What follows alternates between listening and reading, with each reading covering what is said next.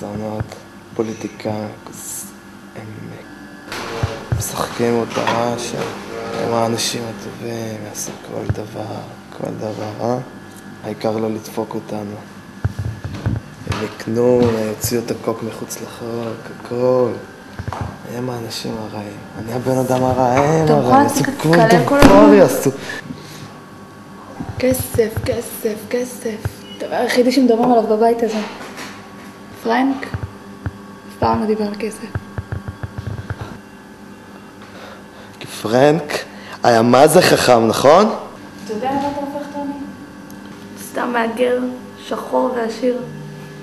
לא יכול להפסיק לדבר על כמה כסף יש לו. למי קראת שחור, אה? חתיכת לחם לבן, יא מגעילה אחת. מי את בכלל? למה?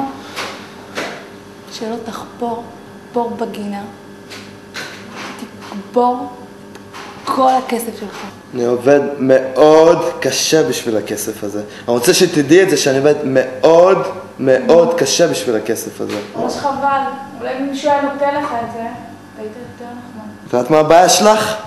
הבעיה שלך, שאת לא עושה שום דבר עם החיים שלך. שאת כל היום יושבת בבית, ולא עושה כלום. למה שלא תמצאי לך איזה עבודה, אה? אולי תהיה אחות? או שתעבדי עם ילדים? ילדים חולים, אולי מצורעים, כל דבר עדיף! מאשר לשבת בבית ולחכות שאני אזיין אותך. תחמיא לעצמך, אתה לא כזה טוב. פרנק היה מה זה טוב, אה?